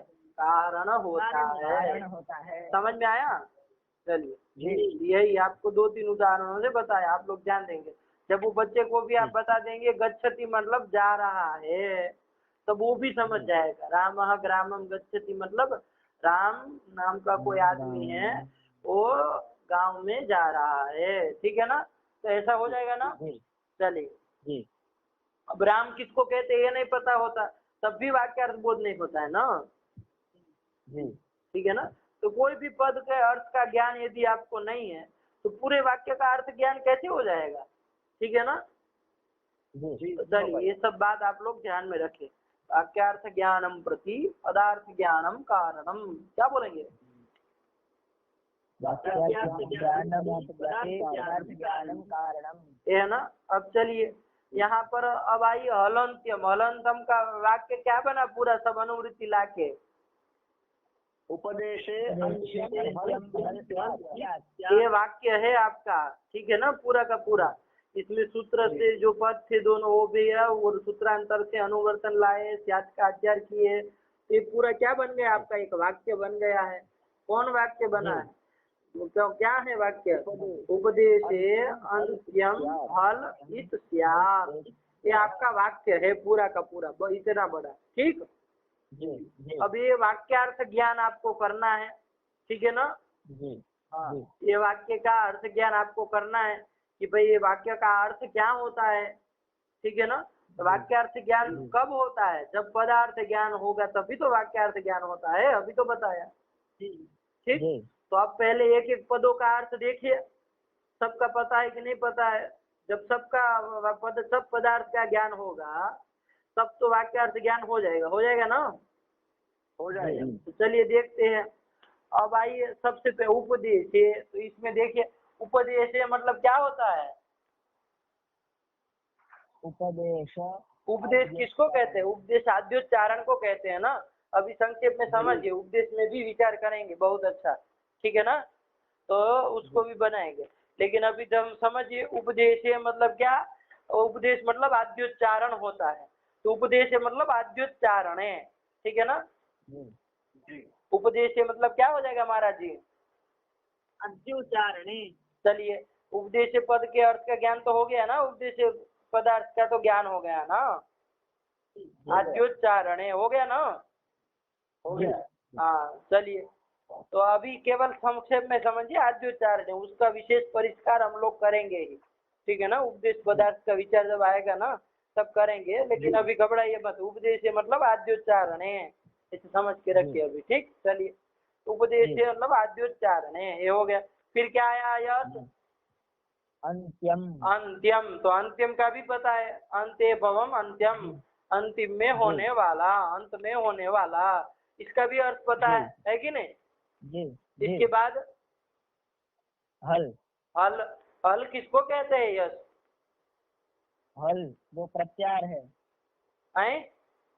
हल मतलब क्या होता है बोलो ना। हल कहने से किसका बोध होता है। हल का अर्थ क्या है। सभी व्यंजन का बोध हो जाता है। ठीक है ना। हल मतलब सभी व्यंजनों का बोध होता है। हल कहने से महाराज जी किसको बोध होता है। हाँ ऐसे बोलो ना। ये व्यंजन फंजन का लगा के रखा है। व्यंजन तो अभी बनेंगे खाएंगे कि मतलब तो व्यंजन व्यंजन मत करो अभी वर्ण बोलो ना। हल कहने से किसका बोध होता है। अय वर ल य मंगण न ग भ घट ध जब गड़ ध खप छठ थ चट थ कप शत थ। ये है ना। इतने का बोध होता है ना। अब ये बताओ कि ये हल कहने से इनका बोध होता कैसे हो जाता भाई। हल कहने से इनका बोध होता कैसे जाना कैसे पता चलता है महाराज जी। वर्ण हल प्रत्याहार में पठित है इसके लिए। हल वर्ण ये सब जो हल जो वर्ण है वो सब वर्ण हल प्रत्याहार में पठित है इसके लिए। हल प्रत्याहार में पठित है कहाँ पठित है। जैसे हम हल अरे जैसे जैसे सुनो यार कहाँ जा रहे। अभी जैसे मानिए आप लोग अदेंग गुण गुण कहने से किसका बोध होता है। ये ओ का बोध होता है कौन बता रहा है। अदेंग गुण बता रहा है ना। अरे अदेंग गुण सूत्र बता रहा है ना कि गुण गुण कहने से किसका बोध होता है। ये ओ का बोध होता है कि नहीं। कई बार कहा जाए कि यहाँ गुण होता है मतलब कौन समझा जाता ये ओ में से कोई एक हो गया यही समझा जाता है ना। है तो ये कौन बताता है कि गुण मतलब ये ओ ये कौन बताता है। अदेंग गुण बताता है। अब उसी प्रकार महाराज जी यहाँ पर हल ऐसा कहने से अ य व र ल इत्यादि हकार पर्यंत सब वर्णों का बोध होता है। कौन बताता है ऐसा? आदिरंतेन सहिता इति। हाँ, ये सूत्र है, ठीक है ना। ये भाई ये प्रत्याय, ये हल, अच, अट, हट, घट सब जो है ना, इन, ये सब बनाने, ये सब संज्ञा करने वाला कौन सूत्र है? यह आदिरंत्येन ये सब संज्ञाएं है, ध्यान देना। ये जो है ना, हल, अच, अट, अल, ये जितनी भी 42 या जो गिने थे ना, ये सब क्या है? संज्ञाएं है, ठीक है ना। अब संज्ञा है तो मतलब उसका कोई संगी भी होगा। जैसे अच कहेंगे तो अच के संगी कौन कौन हो? ये अच तो संज्ञा हो गए, अच के संगी कौन कौन है? ये ओ, आई, ओ, ये है ना। उसी तरह हल, ये जो संज्ञा है उसके संगी कौन है? अ, य, व, र, ल, य, म, ग, न, ये सब है, ठीक है ना, सब हो। तो ये है, लेकिन ये बताता कौन सूत्र है? तो हल संज्ञा करने वाला सूत्र तो यही है ना। जैसे गुण संज्ञा करने वाला सूत्र अधिक गुणा है, उसी तरह हल, अट, ये सब संज्ञा करने वाला सूत्र कौन है? आदिरंत्येन सहायता है ना। तो पहले आदिरंत्येन सहायता को समझना पड़ेगा कि नहीं समझना पड़ेगा? पहले उसका अर्थ ज्ञान हो जाए महाराज जी, आदिरंत्येन सहायता का, है ना। जब उसका अर्थ ज्ञान हो जाएगा तब आपको पता चलेगा कि हाँ भाई हल कहने से इतने का बोध होता है, ठीक है ना। बात समझ में आई कि नहीं? तो चलिए पहले आदिरंत्येन सहायता को समझ लेते हैं, है ना महाराज जी। किसको समझ लेते हैं? आदिरंत्येन सहायता को समझ लेते हैं, ठीक। चलिए अब समझा जाए इसको। तो आदिरंत्येन सहायता जो है, इसका अर्थ आदिरंत्येन सहायता में कितने पद है? तो बता सकता है? यस, बोलो तुम जी। 4 पद है। हाँ बोलो, कैसे बोलेंगे? आदि इति प्रथमैकवचन। आदि इति क्या होता है? आदि रीति बोलो। आदि ही इति बोलो तो चलिए, कोई दिक्कत नहीं, सही बोला है। आदि ही इति प्रथमैकवचनान्तम, चलो सही है, कोई बात नहीं। फिर अंत्येन इति तृतीयैकवचनान्तम। तृतीयैकवचनान्तम, सही से बोला करो। हाँ बोलो। सह इति अव्ययम। अव्ययम, ठीक है ना, अव्ययम, कोई बात। सह अव्यय है ना, अव्यय संज्ञा के, ठीक है ना, तो अव्ययम, चलिए कोई बात नहीं। फिर ईता इति तृतीयैकवचनान्तम। ईता इति तृतीयैकवचनान्तम। महाराज जी क्या बोलेंगे आदिरंत्येन सहायता में? बोलो इसी तरह। आदिरंतेन सहिता एतत् सूत्रं चतुष्पद सूत्रम्। आदि रीति। आवाज नहीं आ रही है महाराज जी, आदि रीति बोलना चालू करिए ना। आदि रीति प्रथम आदि ही इति करिए, कोई बात नहीं, और आदि रीति बोल दिए तो भी कोई दिक्कत नहीं। चलिए इति प्रथमैकवचनान्तम, आगे बोलिए। अंत्येन इति तृतीयैकवचनान्तम। हाँ। सह इति अव्ययपदम। सह इति एता अव्ययपदम। हाँ। अव्ययपदम। ईता इति तृतीयैकवचनान्तम। तृतीयैकवचन, ठीक है ना, तृतीया का एक वचन है। बात समझ में आई? चलिए अब इसका अर्थ, वो वाक्य कैसे बनाया है, क्या किया गया है, कहाँ से अनुवृत्ति लाए हैं, वो सब तो जब उस सूत्र का विशेष रूप से विचार करेंगे तब करेंगे। लेकिन आदिरंत्येन सहायता का क्या वृत्ति लिखा, क्या अर्थ है? अंत्येन ईता सहित आदि ही। एक न याद हो तो पुस्तक महाराज जी खोल के उसमें देखते रहिएगा, ठीक है ना।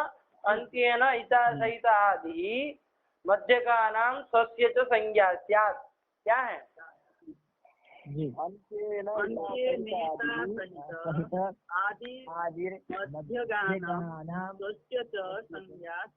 ठीक है ना। तो अंत्येन ईता अलग करके थोड़ा समझिए ताकि अर्थ समझ पाए, वरना अंत्य नेता सहित तो कहेगा नेता कहाँ से लाना है। अब नेता तो मिलेगा नहीं, ठीक है ना, तो गड़बड़ हो जाएगा। अंतिम में अंत्य नेता मतलब अंतिम में जो नेता, फिर वो नेता, फिर आगे क्या क्या है, मध्य का, मध्य क्या होता है, सब गड़बड़ हो जाएगा। इसलिए थोड़ा अलग कर दीजिए ताकि अर्थ समझे, है ना।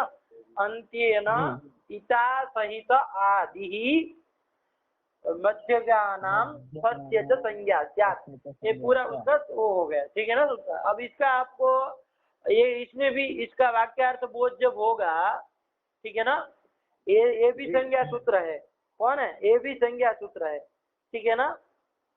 अब इसका भी विशेष विचार हम करने ही वाले हैं, तो अभी केवल ऊपर ऊपर से देख लिया जाए हमको जितनी जरूरत है। ठीक है ना। तो आदि इसका ये वाक्यार्थ बोध करना है, तो वाक्यार्थ ज्ञान के प्रति पदार्थ ज्ञान कारण है। इसमें भी पहले एक एक पद का अर्थ देखना पड़ेगा ना। जब सब पदों का अर्थ का ज्ञान होगा तब वाक्यार्थ ज्ञान हो जाएगा, कोई दिक्कत नहीं। तो चलिए देखते हैं उसमें भी कि सबका ज्ञान है कि नहीं। तो देखिए सबसे पहले कौन है, वाक्य बोलिए। अंत्य न। हाँ, तो अंत्य न मतलब अंत्य भवम अंत्यम, और ते न अंत्य न मतलब अंत्य के साथ। ठीक है ना। चलिए अंत्य न, फिर ईता। ईता। ईता ईता भी तृतीय एक वचन का रूप है। ठीक है ना। तो ईता में देखे उसमें ईत का ज्ञान होना जरूरी है कि नहीं। ठीक है ना। ईत किसको कहते हैं ये भी तो जानना पड़ेगा। अरे ईत किसको कहेंगे, जब जान लेंगे तभी तो कहेंगे ना। अंतिम ईत के साथ अंत्य न ईता सहित का ज्ञात करेंगे। अंतिम जो ईत है उसके साथ। ठीक है ना। सहयोगी तृतीया है दोनों में। अंत्य न ईता सहित, ऐसा है ना। तो पहले ईत जानना पड़ेगा ना, ईत किसको कहते हैं। अंत्य तो पता है आपको, ईत किसको कहते हैं। ईत मतलब महाराज जी क्या होता है। अब वो तो सूत्र बताएगा कि ईत किसको कहते हैं। ठीक है ना। तो सूत्र क्या है, हलंत्यम। तो चलिए हलंत्यम के पास गए, फिर से गए कि नहीं गए महाराज जी। ये ईत करने वाला ईत कौन है तो हलंत्यम बताएगा ना। तो हलंत्यम के पास गए, फिर से गए। चलिए हलंत्यम को पूछा गया भाई ईत कौन है। वो कहा ईत बताएगा वो, लेकिन उसका भी कब, जब उसका वाक्यार्थ बोध होगा तभी तो बताया, तभी तो ज्ञान होगा कि ईत किसको कहते हैं। अब उसमें पदार्थ ज्ञान उसमें ही नहीं हो रहा है क्या। अरे क्या है उसके पद है कितने, वाक्य बोलिए ना। हलंत्यम क्या बना वाक्य। हल इत्यादि। ठीक है ना। तो इसका वाक्यार्थ बोध जब होगा, इस वाक्य का अर्थ ज्ञान जब हो जाएगा तभी तो पता चलेगा ईत किसको कहते हैं। ठीक है ना। बिना इसको सूत्र को समझे कैसे ईत समझ लेंगे। ठीक है ना। इसको सूत्र का अर्थ बोध, सूत्रार्थ समझना पड़ेगा ना। तो सूत्रार्थ समझना है। कहाँ से कटा था। वो हलंत्यम सूत्र का बोध करना पड़ेगा। अच्छा हाँ, तो हलंत्यम सूत्र से बोध करना पड़ेगा ना। ठीक है ना। तो हलंत्यम सूत्र के पास गए, हलंत्यम का वाक्यार्थ बोध पहले समझेंगे तब पता चलेगी ईत किसको कहते हैं। तो चलिए उसका समझ लिया जाए। तो उसमें आया उपदेश अंत्यम हल इत्यादि। तो उसमें उपदेश तो पता है, अंत्यम भी पता है, लेकिन हल वहां पर नहीं पता है। ठीक है ना। हल पदार्थ क्या है, हल पद का अर्थ क्या है ये नहीं पता है ना। अब वो हल तो संज्ञा है, उसका अर्थ क्या होता है तो वो तो सूत्र बताएगा ना। हल संज्ञा करने वाला सूत्र कौन है, हल संज्ञा करने वाला सूत्र आदिरंत्येन सहायता है। अब आदिरंत्येन सहायता का सूत्रार्थ बोध हो कब हो, जब उसमें घटकतया प्रविष्ट जो पद है वो सबका अर्थ ज्ञान हो तभी तो होगा। ठीक है ना। तो उसमें कौन है, उसमें ईत आया है कि नहीं आया है। ईत आया है। अब वो जो ईत है उसका पद का, वो ईत पद का अर्थ नहीं पता है। पता है क्या नहीं, क्योंकि ईत पदार्थ क्या है वो तो हलंत्यम सूत्र बताएगा ना। ठीक है ना। वो तो हलंत्यम सूत्र बताएगा। और हलंत्यम का वाक्यार्थ बोध तब, वाक्यार्थ बोध कब हो, जब उसमें आपको हर पदार्थ का ज्ञान हो तब। तो इस तरह से आप लोगों को परस्पर की अपेक्षा कर रहा है, समझ में आ रहा है कि नहीं आ रहा। हलंत्यम में जो हल है, हल पदार्थ का ज्ञान कब हो, जब ईत पदार्थ का ज्ञान हो जाए तब।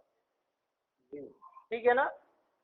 अरे हल पदार्थ का ज्ञान कब होगा, जब आपको मतलब आदिरंत्येन सहायता पूरे सूत्र का ज्ञान हो जाए तब। ठीक है ना। और आदिरंत्येन का ज्ञान कब हो, जब हलंत्यम का ज्ञान हो जाए, हलंत्यम का वाक्यार्थ बोध हो जाए तब। ठीक है ना। तो ये दोनों सूत्रों में परस्पर एक दूसरे के आश्रित है कि नहीं है। है परस्पर एक दूसरे की अपेक्षा कर रहे हैं ना। कर रहे हैं। हाँ, तो यही क्या है आपका अन्योन्याश्रय दोष है। क्या है ये? अन्योन्याश्रय दोष। ठीक है ना। परस्पर सापेक्षत्वम अन्योन्याश्रयत्वम। अन्योन्याश्रय किसको कहते हैं? अन्योन्याश्रय का संक्षेप में लक्षण लिखिए सरल में। क्या है? परस्पर सापेक्षत्वम अन्योन्याश्रयत्वम। ठीक है ना। परस्पर सापेक्षत्वम अन्योन्याश्रयत्वम। ठीक हुआ। चलिए, तो ये मतलब परस्पर में जो सापेक्ष होते हैं, एक दूसरे के सापेक्ष है कि नहीं। यहाँ पर हलंत्यम जो आपका है तो किसकी सापेक्ष है? आदिरंत्यन किसकी अपेक्षा करता है? आदिरंत्यन सहायता की अपेक्षा करता है। और आदिरंत्यन सहायता जो है वो किसकी अपेक्षा करता है? हलंत्यम के। वो हलंत्यम की अपेक्षा करता है। ठीक है ना। यही क्या हो गया आपका अन्योन्याश्रय। परस्पर सापेक्षत्वम अन्योन्याश्रयस्य लक्षणम, अथवा तो परस्पर सापेक्षत्वम अन्योन्याश्रयत्वम। ठीक है ना। चलिए, मतलब परस्पर एक दूसरे के सापेक्ष जहाँ होता है वहाँ अन्योन्याश्रय दोष है। यहाँ अन्योन्याश्रय दोष समझ में आया कि नहीं आया? ठीक है ना। तो थोड़ा इसको पार लगाएंगे तो थोड़ा दृढ़ हो जाएगा। ठीक है ना। अच्छी तरह समझिए इसको। अब थोड़ा इसका वो देख लीजिए ना, ये क्या कहते हैं, बाल मनोरमा। सबके पास वो है ना पीडीएफ, है कि नहीं है? हाँ, तो खोलिए ना फिर पीडीएफ। उसमें थोड़ा अन्योन्याश्रय जो बाल मनोरमा में लिखा है उसको थोड़ा समझ लीजिए, है ना। पंक्ति लगा लीजिए, बात तो आप समझ ही गए हैं।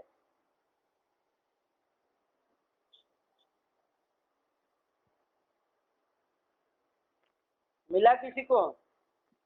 मिल गया। कहाँ पर है? कितने पृष्ठ में?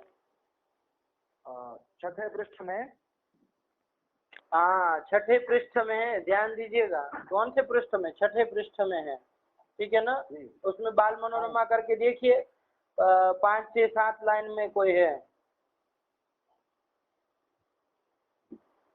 छठे पृष्ठ में 1, 2, 3, 4, 5, 6, 7, 7वीं लाइन बाल मनोरमा की है।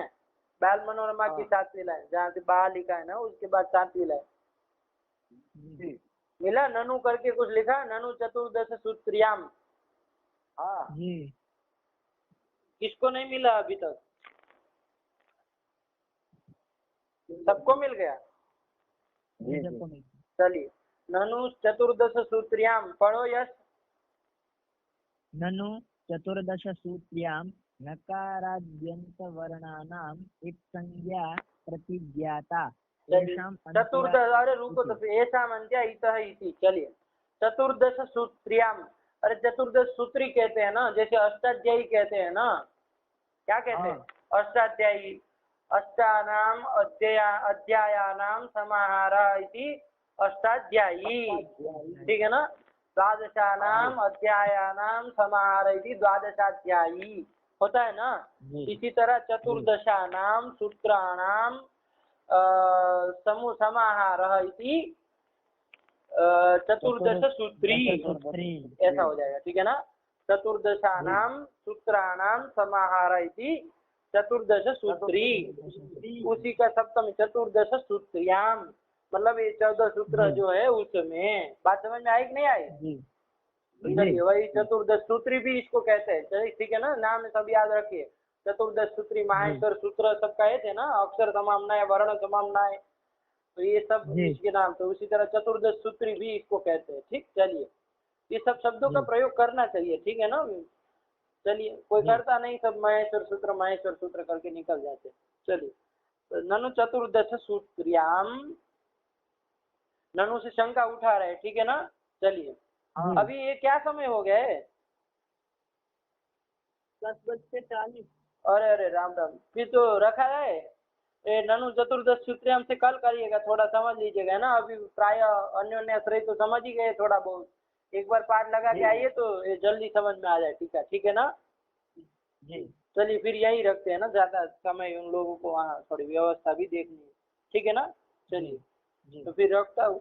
वाक्यकारम वररुचिम भाष्यकारम पतंजलिम पाणिनिं सूत्रकारं च प्रणतोऽस्मि मुनित्रयम्।